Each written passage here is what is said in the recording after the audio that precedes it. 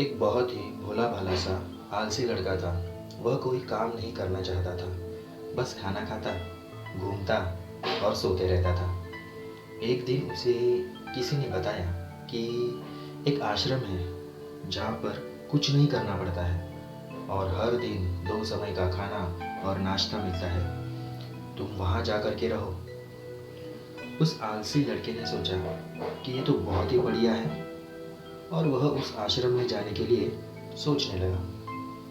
और फिर वह भोला भाला सा आलसी लड़का अपना सारा सांसारिक जीवन छोड़कर उस आश्रम में जाकर रहने लगा।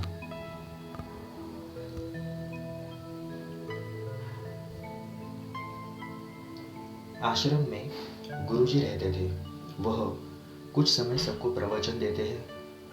वह आलसी लड़का सुनता था, बाकी समय आराम करता था और फिर भर पेट खाना खाकर सो जाता था।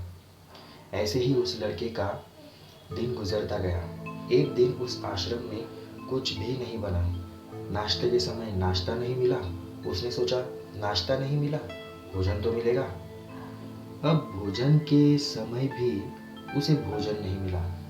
लड़का दौड़ करके गुरुजी के पास गया और उसने पूछा कि आज भोजन क्यों नहीं बना। गुरुजी ने कहा कि बेटा, आज एकादशी है और जितने भी आश्रम के सदस्य हैं उनका उपवास है और तुम्हारा भी आज उपवास है। आज भोजन नहीं बनेगा। वह लड़का आलसी था और उसे भूख भी बहुत लगती थी। उसने गुरुजी से बोला कि मैं उपवास नहीं रखूंगा। मुझे भूख लगी है, मैं खाना खाऊंगा। गुरुजी ने बोला, ठीक है, जाओ भंडारे में से सामान ले करके आओ और आश्रम में नहीं, बाहर ले जा कर के बना लो। लेकिन याद रखना, भोजन बनाने के बाद सबसे पहला भोग भगवान को लगाना और फिर तुम प्रसाद पाना। वह लड़का बोला, ठीक है, और फिर अनाज लेकर नदी की ओर पहुंचा। भोजन पकाने लगा, तैयार हुआ। उसके बाद कहने लगा कि भगवान श्री राम आइए, पधारिए, भोग लगाइए। अब जब उसे लगा कि भगवान तो आ नहीं रहे हैं तो फिर कहने लगा कि मुझे मालूम है आपको तो अच्छा खाने की आदत है, मैं बना नहीं पाया और मुझे अच्छा भोजन बनाने भी नहीं आता, लेकिन जो भी रूखा सूखा बना है आकर खा लीजिए। भगवान श्री राम उसकी सरलता पर बहुत ही प्रसन्न हुए और उस लड़के को दर्शन दे दिए। उसने देखा कि भगवान श्री राम आए हुए हैं और उनके साथ में माता सीता भी आई हुई है। लेकिन लड़के ने सिर्फ दो लोगों के लिए ही भोजन बनाया था, एक अपने लिए और दूसरा भगवान के लिए। और अब क्योंकि भगवान के साथ माता सीता भी आई हुई थी तो उसने उस भोजन को माता सीता और भगवान के सामने ग्रहण करने के लिए रख दिया।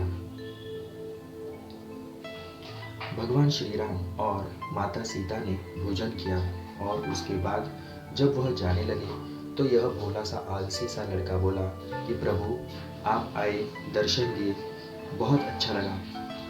मुझे खाने को कुछ नहीं मिला, लेकिन कोई बात नहीं।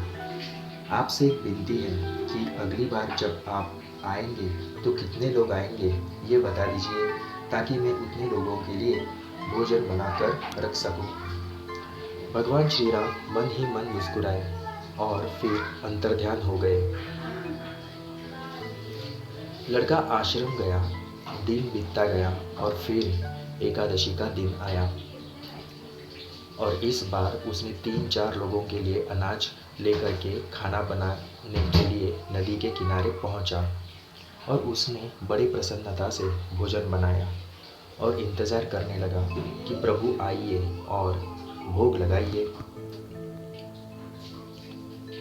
इस बार लड़का देखता है कि भगवान श्री राम पूरा राम दरबार लेकर के आए हैं, जैसे माता सीता, लक्ष्मण, भरत, हनुमान जी और सभी लोग आए हैं। लड़के ने 3-4 लोगों का भोजन बनाया था और इस बार भी भोजन कम पड़ गया। लड़के ने निराश होकर भोजन को प्रभु के आगे रख दिया। उन्होंने भोजन किया और फिर चले गए और इस बार भी लड़का फिर से भूखा रह गया। अब लड़का फिर आश्रम गया। दिन बीतता गया और फिर एकादशी का दिन आया और इस बार गुरुजी से कहने लगा कि गुरुजी, मुझे इस बार थोड़ा ज़्यादा अनाज चाहिए। गुरुजी सोचने लगे कि यह इतना सारा अनाज का करता क्या है, कहीं इसे बेचता तो नहीं है। फिर उन्होंने कहा कि ठीक है, भूख से परेशान रहता होगा। लड़के ने कहा कि नहीं गुरुजी, मैं भूख से परेशान नहीं रहता हूँ। प्रभु के साथ बहुत लोग आते हैं, उनको भी तो भोजन करना पड़ता है। गुरुजी को लगा कि लड़का पागल हो गया है। गुरुजी ने सोचा कि चलो एक बार चलकर देख ही लेते हैं कि लड़का इस अनाज का करता क्या है। वह भोला सा लड़का अनाज ले करके नदी के किनारे पहुंचा और इस बार भोजन बनाया नहीं। उसने सोचा कि प्रभु हर बार ज़्यादा लोगों को ले करके आते हैं, इस बार वह जितने भी आएंगे खुद बना करके भोग लगा देंगे और फिर प्रेम से प्रभु को बुलाने लगा।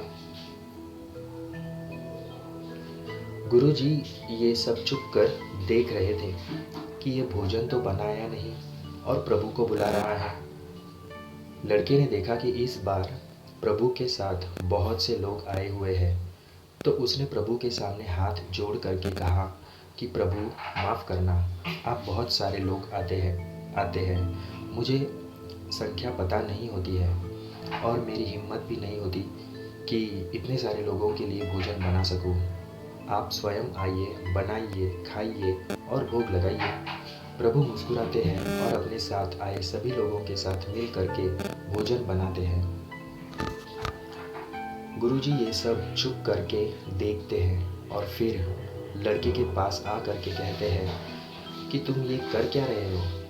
लड़का कहता है कि गुरुजी, आपको दिख नहीं रहा है कि भगवान श्री राम पधार चुके हैं, माँ सीता आई हुई है, हनुमान जी आए हैं और भी सभी लोग आए हुए हैं, भोजन बन रहा है।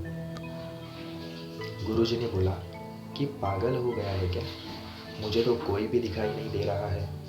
लड़का गुस्सा हो गया और बोला, प्रभु आप ये क्या कर रहे हो, एक तो मुझे भूखा रखा है और गुरुजी को दर्शन नहीं दे रहे हो, जो मुझे पागल समझ रहे हैं, कृपा करके गुरुजी को दिख जाओ। भगवान बोले, नहीं, मैं इन्हें नहीं दिख सकता। लड़का बोला, क्यों नहीं दिख सकते, मेरे गुरुजी तो बहुत महान हैं, बहुत बड़े ज्ञानी हैं और ज्ञाता हैं। भगवान बोले, हाँ ज्ञानी और ज्ञाता होंगे, लेकिन तुम्हारी तरह सरल नहीं है। जो सरलता तुम में है वो तुम्हारे गुरुजी में नहीं है। लड़के ने ये बात गुरुजी से कह दी कि भगवान श्री राम कह रहे हैं कि आप में सरलता नहीं है, आप मेरी तरह सरल नहीं हो, इसलिए आपको नहीं दिख सकते। गुरुजी की आंखें नम हो गई और रोने लगे और बोले कि बिल्कुल सही कहा, मेरे अंदर तुम्हारे जितनी सरलता नहीं है। और फिर माफ़ी मांगने लगे। फिर भगवान ने गुरुजी को भी दर्शन दिए। ये कहानी हमें सिखाती है कि जीवन में सरलता सबसे आवश्यक है। जितने सरल बने रहेंगे उतना जीवन में आगे बढ़ते चले जाएंगे। जब आप सरल होते हैं तो आप खुद भी मुस्कुराते हैं और दूसरों को भी मुस्कुराने की वजह देते हैं। दोस्तों, ये कहानी आपको कैसे लगी ये हमें कमेंट के ज़रिए ज़रूर बताना। अगर चैनल पर पहली बार आए हो तो इसे सब्सक्राइब किए बिना मत जाना। वीडियो पर अंत तक बने रहने के लिए आपका तहे दिल से शुक्रिया। धन्यवाद।